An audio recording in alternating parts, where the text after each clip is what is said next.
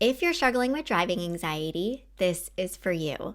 On March 13th, I'm teaching a 2-hour live masterclass on overcoming driving anxiety. And in it, I'll be teaching you lots of simple and practical tips and tools that will actually help you to experience lots more peace and freedom behind the wheel, whether you struggle as the driver or as a passenger or a little bit of both. And you know, driving anxiety is something that I struggled with for years. And if I could hit rewind on my journey and know all of the things that I'm going to be sharing with you in this class, I sure as heck wouldn't have struggled for so long. So for all the details and to sign up, just head to the link in the show notes, and I hope to see you there. Welcome to a Healthy Push podcast. I'm Shannon Jackson, former anxiety sufferer turned adventure mom and anxiety recovery coach. I struggled with anxiety, panic disorder, and agoraphobia for 15 years. And now I help people to push past the stuff that I used to struggle with. Each week, I'll be sharing real and honest conversations along with actionable and practical steps that you can take to help you push past your anxious thoughts, the symptoms, panic, and fears. Welcome. You're right where you're meant to be. Today, I want to talk to you about something that is really special to me, which is the mountains and hiking. And specifically, I want to talk to you about how these things helped me to overcome anxiety, panic, and agoraphobia. So if you don't already know, I live in Maine, which is the most northeastern point in the United States. And I grew up spending lots of time in nature. Like, Maine has lots of forests and mountains, and we have the ocean and lakes, and I just grew up in nature. Like, I grew up spending hours and hours outdoors, whether it was climbing trees or making forts in the woods behind the house that I grew up in, or riding my bike, or playing manhunt with all of my neighborhood friends, and the list goes on and on. Like, spending time in nature has always been super important to me, and a place that I always come back to get grounded and experience peace and happiness and joy. But when I began struggling with anxiety, being in nature was no longer where I experienced a whole lot of peace, joy, and fun. Instead, it became a place just like all of the other places, a place where I could experience and did experience lots of anxiety.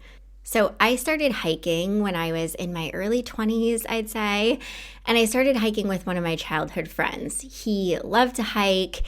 He just one day said, "Do you want to go on this hike with me?" And I was like, "Sure, I'll give it a shot." But I remember being super anxious because at the time I was struggling with anxiety, panic, and agoraphobia, like pretty intensely, and just driving, like that was really hard for me. But I remember saying, okay, I'm going to pick him up, and as long as I'm driving, I have a bit more control, like we'll just see how it goes. And I remember picking him up, and we drive like 2+ hours away to go hike in the White Mountains or to Acadia National Park. Like, although we have mountains in Maine, you have to travel a little ways from where I live to get to them. And we'd hike some pretty big, awesome mountains, but I'd feel a whole ton of anxiety, mostly on the drive there and mostly on the hike up the mountain. And this is something that my friend, my childhood friend, he had no idea. He did not know that I was struggling with anxiety. I did my best to hide it. I'm sure at times he was probably like, there's something going on, but I don't know. Or maybe he totally didn't know. I should ask him. I've never actually talked to him about this, which is interesting now talking this out loud. But that's one of my regrets. I wish that I would have told him. I wish that I would have shared it with him, because trying to keep it all in and trying to hide it from him caused so much more anxiety. Like, it caused another level of anxiety, which I definitely didn't need. And this is something that I talk about, right? Like, sharing what you're struggling with, like, allows you to release a lot of the power that it's holding over you. So then fast forward a bit to when my husband and I met. And he is very adventurous, has always been, like, did some hiking, skiing, all the things. And so when we met, we started to hike together. And we'd do hikes in New England, and we'd also just hike wherever we went and wherever we traveled to. And I know you might be thinking, you did all of this when you were struggling with anxiety, panic, and agoraphobia. And yes, I think that this is something that people often don't understand, especially with panic and agoraphobia, more so agoraphobia specifically, is that just because you're struggling with agoraphobia doesn't mean that you don't leave your house.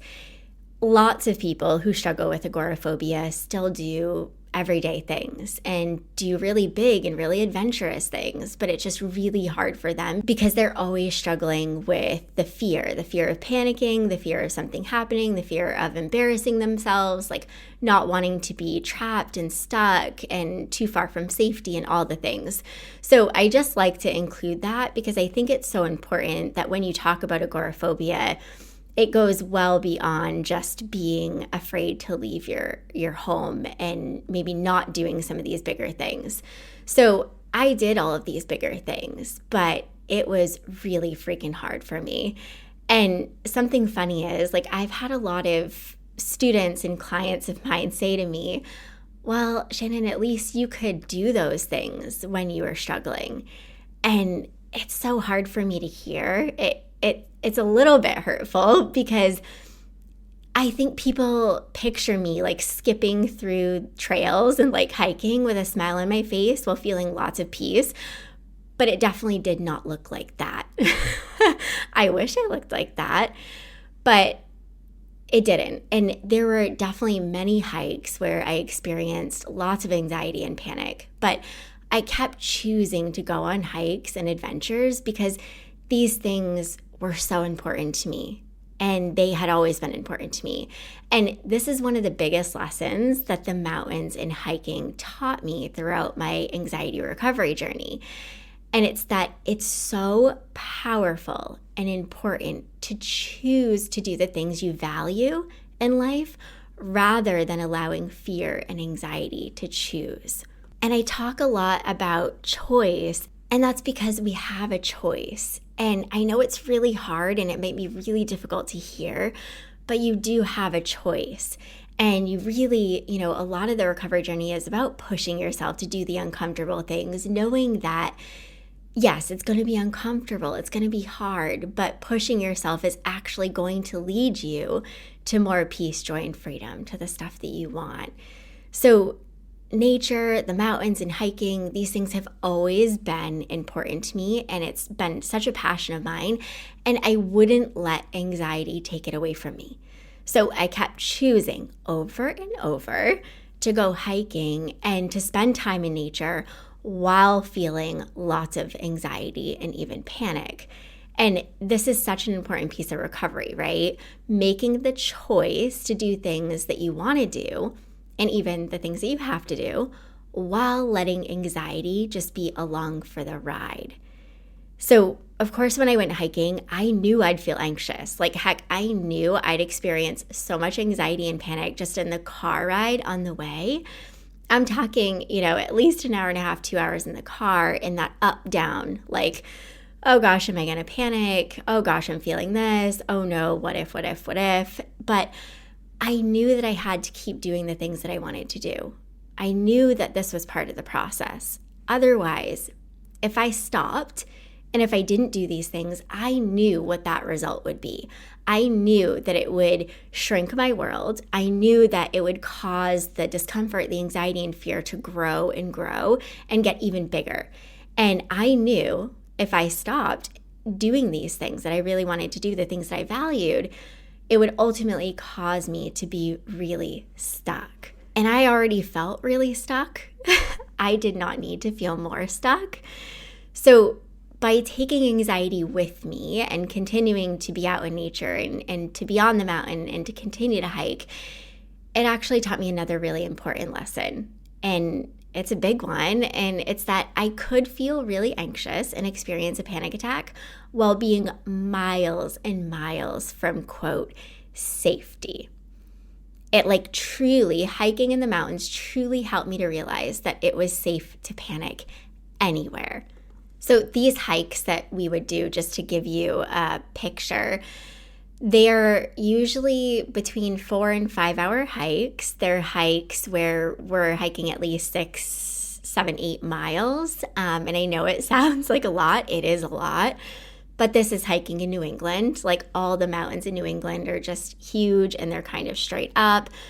And there's not a whole lot of elevation per se. But the elevation gain is pretty big and it's hard. And I can remember this one hike me and my childhood friend were doing.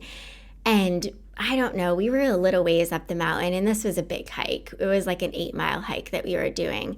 And I remember feeling that adrenaline rush, that surge. And I was just like, oh my gosh, this cannot be happening right now.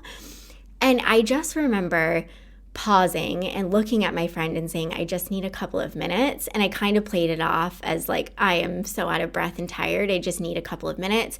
And I was like, you can either go ahead, like you can do whatever you want to do. I'm okay. I just need a couple of minutes. And it was so crazy because I just sort of let the feelings in. I let it be there. I knew that I kind of didn't have a choice, right? And I just got back to hiking. Like I got back to taking steps. Like I remember saying to myself, Shannon, just get walking. If you stay here, you're going to keep ruminating. You're going to keep going down rabbit holes. We're not doing that. You don't have a choice. You're going to keep walking. And I experienced moments like this while I was hiking and out in nature. And these moments truly taught me like there is no way out and you don't need a way out. Because if you let it in and you let yourself feel these feelings, they're going to pass. And it's so crazy because it's almost like nature is one of the best places to panic. And I know this might sound crazy, but stick with me. It's like one of the best places to panic because you don't have an out. Like it's almost worse when you're in a car or in a store or picture all these places, right, that you might feel fearful and anticipate panicking. And when there are doors and escape plans and like things that you can do to talk yourself out, well, like, you know, maybe I could do this or I can do that. When there are those things available to you, it like keeps you on that hamster wheel of I'm going to like solve and figure out and get out of this and fight these feelings and all that. But when you're out in nature, you don't have any of that.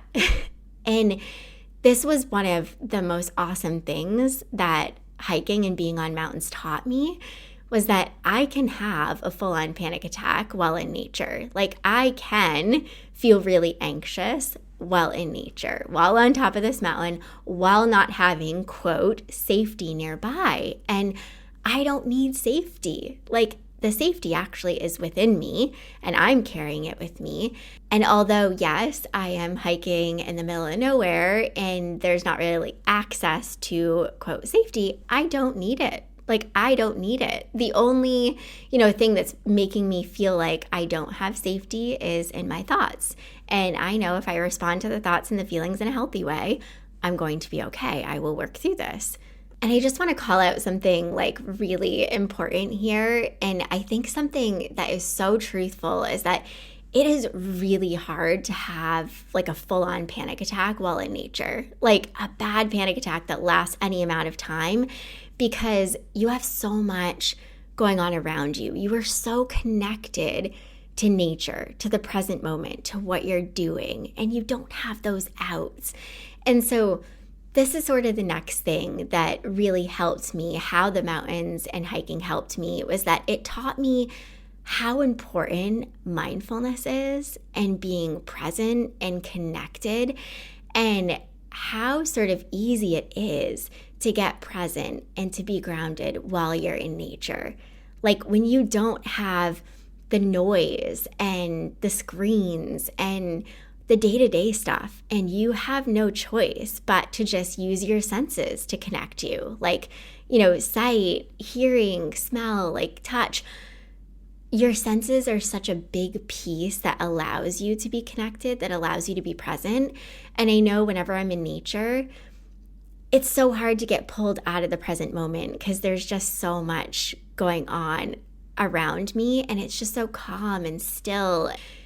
So I know it sounds weird, but I've hiked a lot of mountains. I've been out in nature a lot. and while I was struggling with anxiety. And I really cannot remember a time where I had a really bad panic attack, or a panic attack that lasted any amount of time on a mountain or in nature. And I've had hundreds of panic attacks, if not more. And so this says a lot. Like, I think there is just so much truth to when you're really present, when you're really connected, it is so hard to experience anxiety and panic. So another way that the mountains and hiking helped me was to really learn how to tackle fear, like really learn how to go at it and how to have a healthy relationship with it. And I'm not going to dive too deeply into this topic because I just did an entire episode on what to do if you're struggling with lots of fear, which is episode 62. So if you are struggling with lots of fear, I want you to go back and listen to that episode. But I will say, I was scared, like so scared, just even driving to the mountains and starting the hike and knowing like I'm going a few miles in and, that quote, safety is not going to be readily available. But I learned how to just take the fear with me. Like, it's okay that I feel anxious. It's okay that I feel scared. It makes sense that I'm feeling these things, and it's okay that I am. And I don't have to do anything about it. Like, I can take the anxiety that I'm feeling, I can take the fear that I'm feeling, and I can take it with me. And it can come. And it's funny that when you give anxiety and fear that permission to come with you, rather than trying to fight it and make it go away, it's like it just sort of happily sits there, and then it starts to fade into the background. It's so, you would think it would be the opposite, right? Of like, no, I've got to do something with this. I've got to make this go away. And so much of the recovery is about doing the opposite, learning that you actually have to do less. And so I want to share with you this story, and I just want to put a disclaimer. It might be a little bit triggering if you struggle with the fear of having an allergy to something. So if this is something that you struggle with, you can hit pause and, stop the episode here, or just jump a few minutes forward and miss this altogether. But I just want to give you a little heads up. So I remember hiking with my husband, and we were dating at the time, but we were on this mountain and we were close to the top, and I remember him pulling out some snacks and saying, Shannon, do you want this packet? It's like the packets that they have of like almond butter or peanut butter, and it's just like a really good way to get some protein and some sugar and like salt, the things that you need when you're hiking and doing a big hike. And it was so weird. This intrusive thought came in and was like, what if you're allergic to this? And it was just so strange because it's not anything that I ever struggled with. This thought was so out of character for the type of anxiety that I struggled with. And I thought, oh my gosh, what if I am allergic to this? Like, I am on top of a mountain. We are miles away from, any hospitals or, that quote, safety. And I remember really feeling anxious about it. And I remember just grabbing that packet, and I remember taking the packet and just holding it and contemplating, am I gonna take this? Am I gonna eat this? Or should I not? Should I just eat a different snack? Should I eat a snack that I know is gonna be, quote, safe? And I remember saying very bluntly, nope, Shannon, we are not doing this. And I took that packet, I opened it, and I said, F it, you are eating this. And I ate it. And I remember my brain being like, oh my God, I cannot believe you just did that. That was the wrong decision.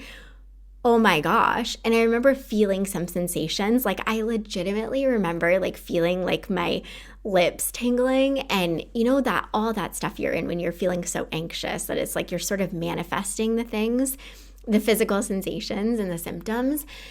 And it was so wild. Just like with the panic attack that I had experienced, I ate it. I had that surge of like, oh gosh. And after a few minutes, it just went away. And I was back to hiking, and I didn't have another thought about it again. And it's so important. I'm telling you this story because it's so important that when you feel that fear, that intense, what if, not to go down the rabbit holes, to stop yourself and saying, nope, we're not doing this. We're not going there. Like, we're just doing this.